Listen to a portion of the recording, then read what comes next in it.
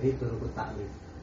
Kan kita sudah pernah dengar kalau misalkan cara pembuatan usul fikih itu ada dua, ada thariqatul fuqaha atau yang dikenal dengan thariqatul ahnaf Hanafiyah, yang satunya ada thariqatul mutakallimin. Itu thariqah dua itu karena memang thariqah asasiyah itu usul itu dua itu. Jadi mayoritas memang thariqatul mutakallimin itu Syafi'iyah, Malikiyah, Ahmad. Terus thariqatul fuqaha itu thariqatul ahnaf. Awalnya seperti itu.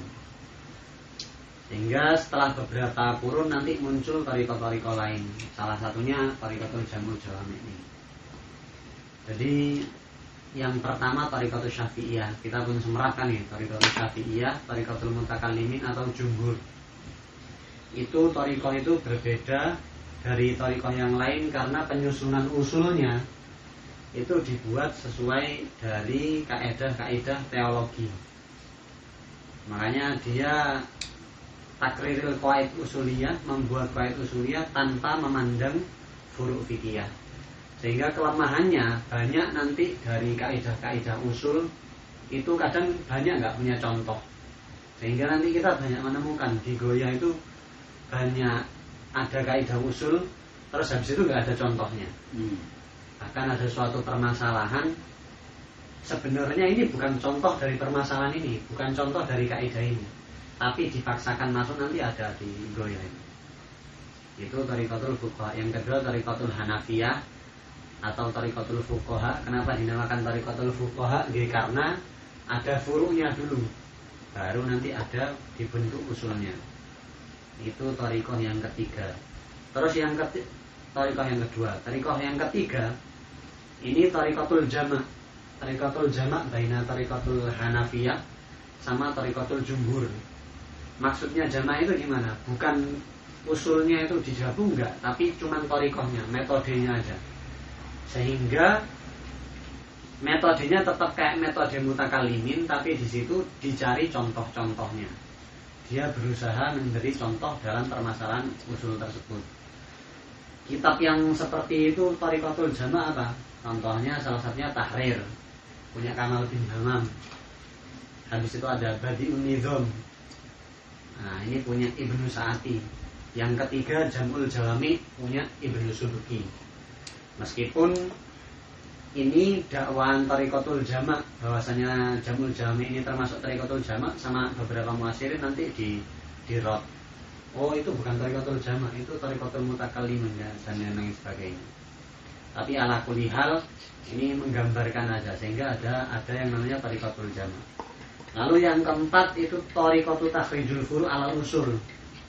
Ini rabtul furu' bil usul. Ini mirip thariqatul Hanafiyah.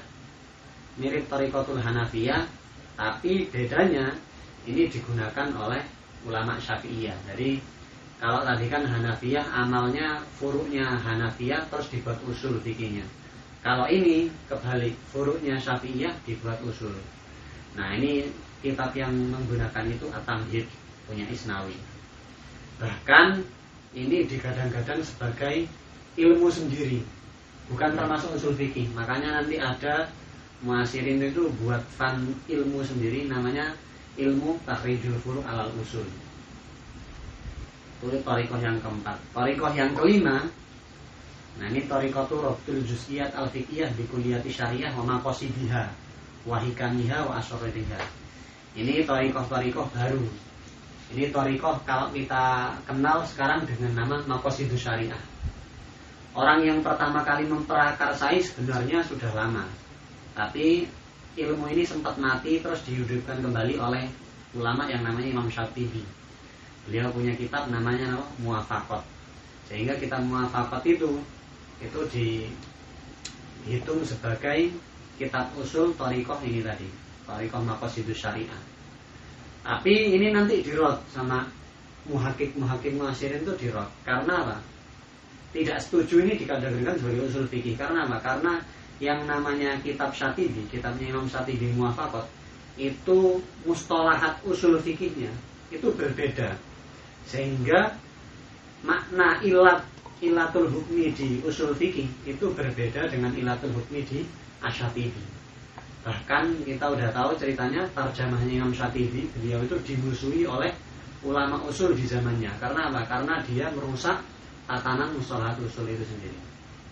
Nah, itu sekilas tentang thariqatut taklif. Terus sekarang masuk kitab P. Nah, ini pripun? Langsung dibaca di Murati. Yes.